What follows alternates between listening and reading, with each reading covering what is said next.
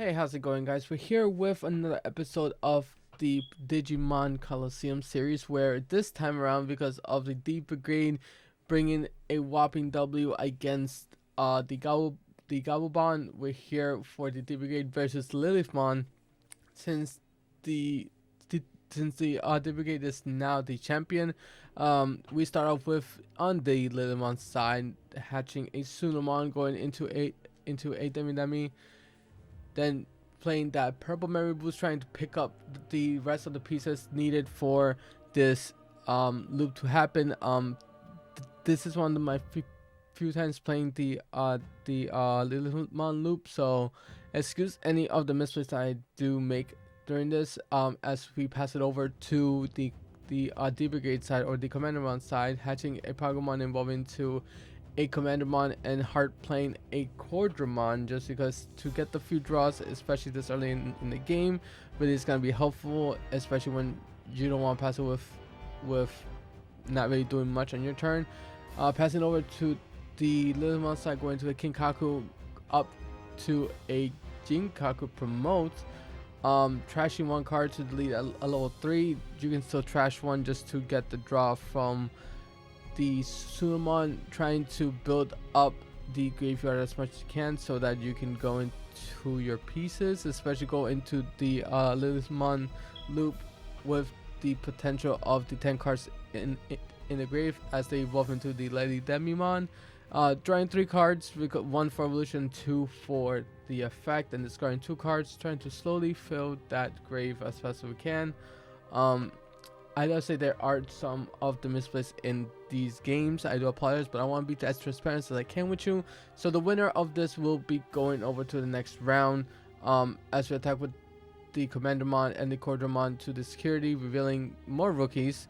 Hopefully trying to get more pressure on the field, as we're going to play a Commandamon, a 4-drop, which is the blocker, to at least block one of the attacks.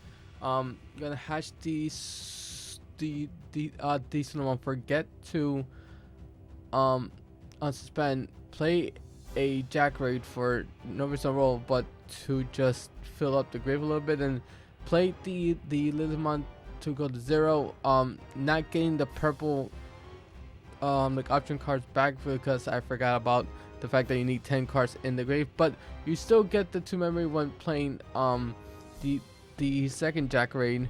Unfortunately did not come back, but with the Lady Demi we were able to pop the blocker, attack into the Quadramon, and with that swing we're able to discard a card with the Kinkaku to destroy the Commandamon. Since it is a level 3, this deck really is good at dealing with a lot of the level 3 or like the rookies on the field, as the Pokemon's gonna be deleted as like inheritable, and going to pop and going to reveal a Commandamon, and kind of clearing the board so that the loop side can start getting their graveyard filled up again, to hopefully go into another like Lilithmon loop and trying to get more pressure on that way. The Commandamon side is already trying to fight back by still memory choking the Lilithmon side, not letting them pretty much get any value from the from all of the Lilithmon shenanigans. Kind of rearrange the stack a little bit. That Kinkaku looking terrible, really doing the work by trashing one, deleting the Commandamon, drawing another card from the Sunamon, attacking into the security, just hitting a Dracomon. Still getting some value off of that. Not really much that they can do at the moment, because if they go into a level 4, they are still passing the turn, not really doing much, but instead going to try to put as much pressure as we can by dropping a Swords on top of the Lilithmon, giving them 5, but that's fine because then we can still draw 1 and mill 3 to hopefully get another Lilithmon going. bringing back a Rebellionmon, which is LO5, kind of like signifying that we're going to go into the Lilithmon soon enough. Going into the Impmon that if on play you discard a like option card, and getting back a pretty much a Lilithmon from your graveyard to the hand really does help out to recycle your Lilithmon when you're that far behind. The commander on side is just going to swing over to the security, try to do as much damage as they can as fast as possible, trying to put a pressure on. And the Pokemon finally whiffs, hitting that Cordromon, unfortunately. But we do have the Darknomon putting back 5 of the D-Brigade cards, swinging at the security, trying to put more and more pressure to the Lilithmon side, even though they're pretty much set up. An ultimate flare on the swords going down to the Ginkaku, unfortunately, but still deleting all of the rookies that are on the field, which really does help out, especially because that was pretty much spelling out game for the Lilithmon side. Going to the Lilithmon, still at 3 memory, getting back the Jackraid, and here is the start of the like of the loop. It does get a little bit complicated for those who have not seen the loop. You play a Lilithmon, get back your Jackraids, play your the Jackraids, get all of the memory back from the Lilithmon loop and the Jackraid, like enough to play a swords on top of your like Lilithmon, and when you attack with the sword, you're able to put back the Lilithmon back to your hand, which means that you're able to do that whole cycle all over again, which really does help out. Here we bring back the Labramon and the Ginkaku promote. For the Labramon, we're going to sack off draw 1 and discard 1, discarding a Skull Greymon, which is going to like attach itself. And here where we got a nice a couple swings, returning the Lilithmon back to the hand with the effect of swords hitting into an ultimate flare, which is going to de-digivolve the other Ginkaku, which sucks because then all that pressure that could have been gained right there and then is pretty much potentially gone. Unfortunately for the swords attacking, it could not get rid of the Darknomon because it is a 13 cost to play, not a 12 cost, and the Omnimon just says no to that. It kills anything 12 and under. Evolving on top of the Ginkaku to a Lady Damimon. I do make a big mistake here. It has been a while since I have played with the Ginkaku engine, and I do forget that Rush doesn't transfer over as you like Digivolve. I should know this, especially because I do play the Darknomon. Right now the LilithLoop is going all over again, so I'm just gonna try over that as I put a big old misplay alert on my face so I can make sure that I let you guys know that the Lilithmon was not supposed to attack there. This might have changed the game, but it is my own fault. I do play the Underworld Call to bring back the Ginkaku promote, putting the Ginkaku and the Ginkaku underneath to draw a card and gain a memory. Swinging for another security. I discard card for the Ginkaku to pop a level 3, but there's no level 3s. But with the Ginkaku, you get to gain a memory off of that. And gonna go into the Rebellionmon just for 3 costs, just to kind of keep on going with the cycle. Now that they're pretty much running they got things to do, and it goes to another Lilithmon, getting back the pieces for the loop, getting back a like Underworld Call, which means that they are going to be able to get another Genkaku promote the like the one that has rush to be able to pretty much win next turn, and forgetting that the Digimon is the same attack as the Lilithmon, forget to destroy it. Drop a Magnetramon to recover 2. This first game is full of misplays, and I do apologize that I do want to apologize for that, but I did want to show off that at least in this game, show off the loop for the Lilithmon. Just it takes a little bit, which the next game hopefully it is not as long. We do swing with the Lilithmon to get rid of like one of the security, and pretty much using the like underworld code to pretty much finish off the game. This game should not have gone to the Lilithmon deck, but I did mess up on both ends, so that is my fault. I do apologize, but I want to be as transparent as I can be with you, especially trying to still learn the deck as we are playing through. I've been wanting to play with the loop deck for a while now, so I'm finally glad I'm able to. As we start off with the D-Brigade side, since they did lose, starting off strong with the Izzy and Joe Tamer dropping 4, and in the racing we have the Commandamon that when they die they look at the top 3.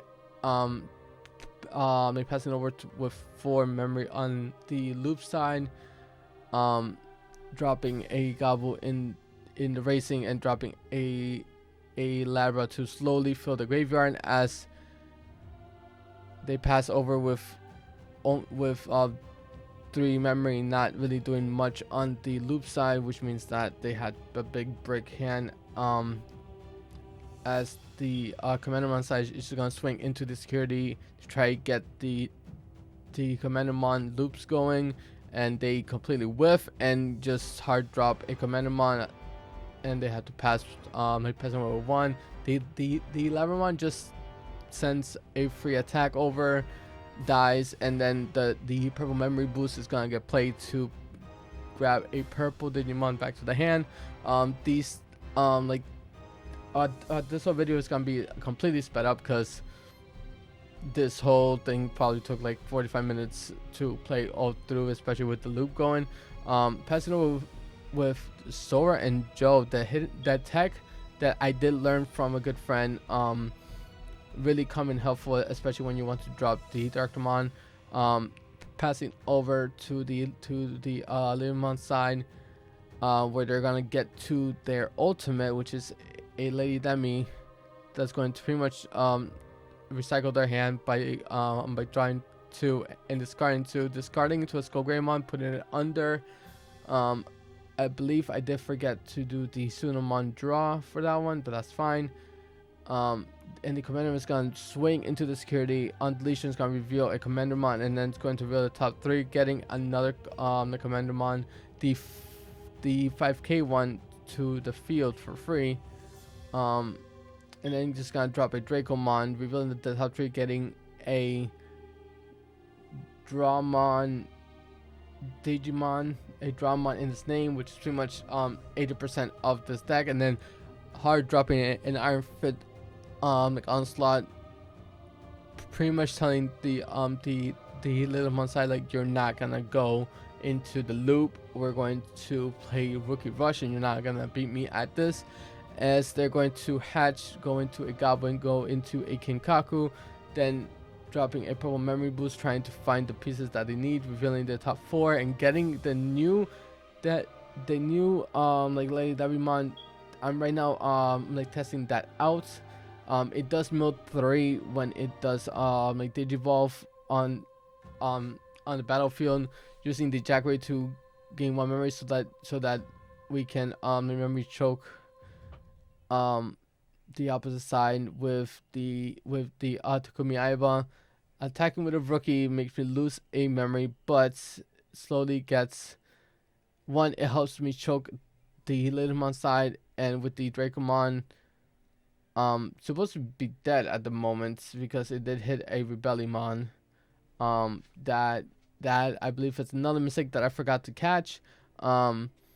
gonna pop the memory boost to go up to 3, go into the Lilithmon, drawing 1 with the eyeball by tapping it, getting 2 like jack rates back to the hand. Nope, getting a purple memory boost to the hand.